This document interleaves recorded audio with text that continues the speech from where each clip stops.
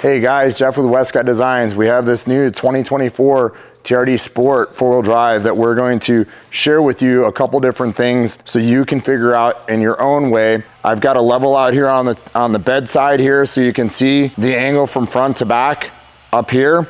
We were at 23 in the back and we're 21.5 in the front.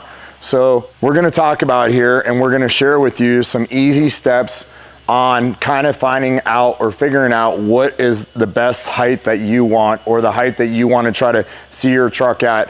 And then what we're trying to also do is see when you get it up there by turning the wheel, how much room you have in the wheel well, as some of the guys call it, scrub radius. In my layman terms, I'm going to use turning radius in the wheel well, the window of the turning radius. Also, the farther the wheel is outside the wheel well or the farther it is off the axle, the more wear it does put on the bearings on the front and the rear. Toyota has set these wheels inside the wheel wells and centered over the bearings to put the least amount of wear on those components, the ball joints, and also the tie rod ends on these trucks. Same within the rear axle housing. So everything is centered up to maximize the life on these trucks. Yes, putting them outside a little bit, is it gonna really take the life expectancy that you're hoping for or thinking? Probably not gonna happen. I mean, these manufacturers are making these wheels and offsets. They're not building them so they can see failures on these trucks or other trucks that are out there. So moving it out a little bit farther, it's probably not gonna be something in the lifetime of the truck that you own it, you're gonna see that. But what we're gonna do is we're gonna lift up the front of the truck. We're gonna stand back and look at the truck and see how it sits and see if that's the look we're going for as a consumer on what do you wanna see your truck as far as stance goes. Do you want it level with the back? Do you want the front up a little bit? Do you want the back up a little bit higher? How do you want it to sit? And so these are a couple things that I'm gonna share with you that'll make it very easy so you can do this at home before you buy your wheels and your tires and your lift for these trucks, just to figure out what's the right way to do it for you. So from the ground to here, we're at 36.5. What I'm gonna do is I'm gonna have Andrew hold the tape measure and I'm gonna have him watch the tape measure as I slide the floor jack up underneath. You can use any 2-ton jack.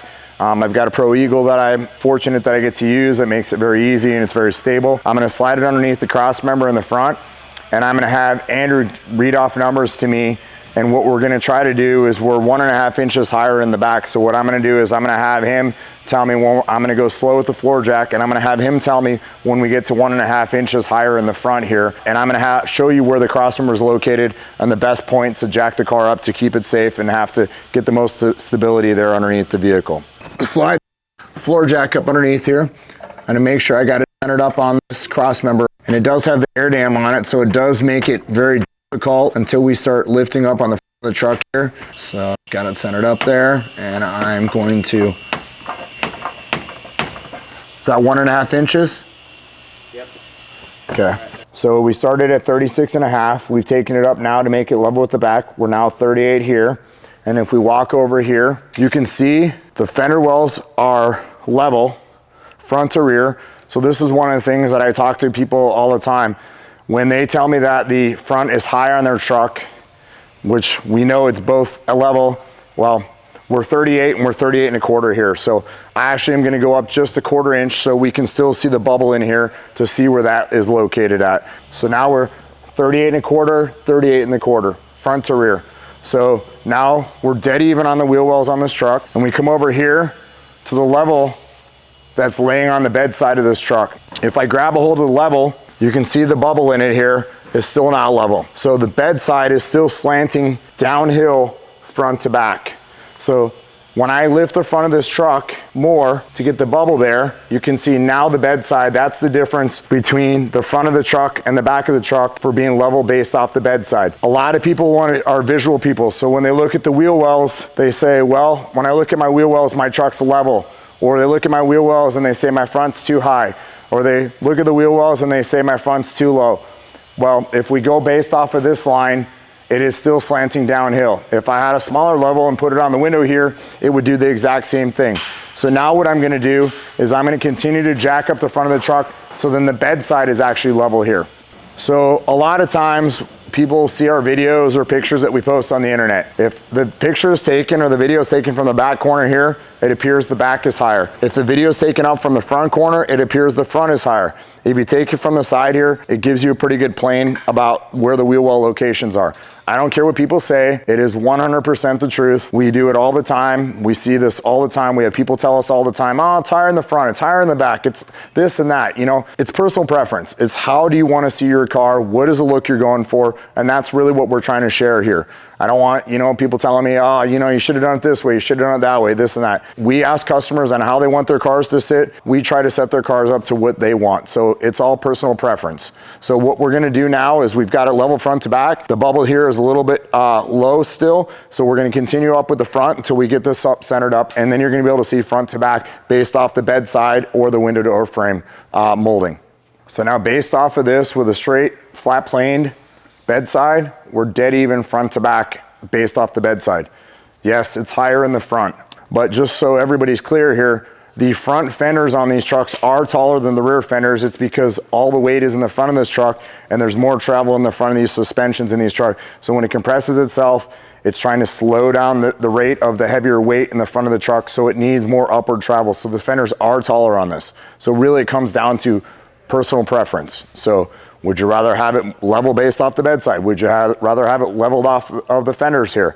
The other thing is your center point is right here.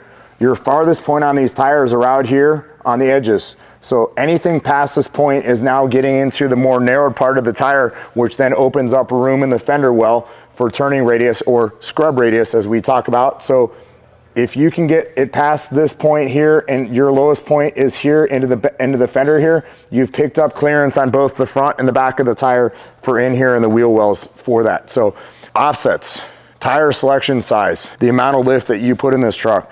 So we've lifted the front of the truck. We are definitely higher now in the front, I would say by a good inch in the front. So what we could do here is we could then take, and we know where we're at here, we could then go around to the back of the truck here and we could do a different test. So I've got the floor jack here, I've got an extension here.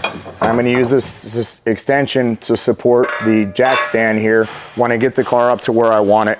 So then I can take the floor jack out from underneath it, then transfer it up to the front and really see getting the front to where I want. I'm gonna go 3/4 an inch here in the back. Let me know when I'm 3/4, right there? Okay. So now I've done is I brought the jack up, I took a little more load off of it. There's a little bit of play in here. So then I was able to pick up. So then I'm right now sitting right there, probably at that 3/4 an inch. The bubble in here has moved itself farther to the back because we've brought the back up 3/4 an inch. I'm gonna come in from the side here because we talked about the air dam the first time I went up and it really limited the angle that I was able to get for the handle here.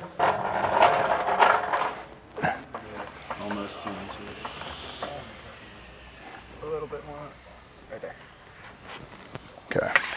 So now we have the fenders from the center point, level front to back. And as you can see here, the bedside is still slanting downhill. So like we talked about, personal preference. What's important to you? Height on that, the plane on the bedside. Here's where our difference is if I hold this up. And you can see the gap here. But I think visually, for most people, it's gonna be the fender height, not the bedside height on these trucks.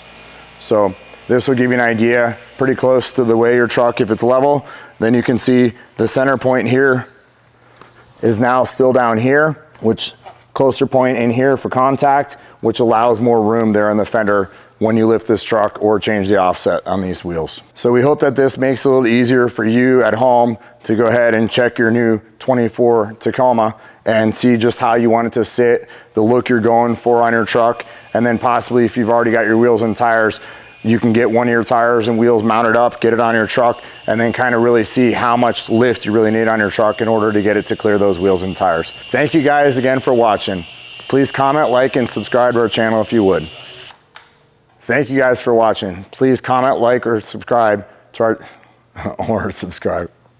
Oh, fuck. God damn it, fuck.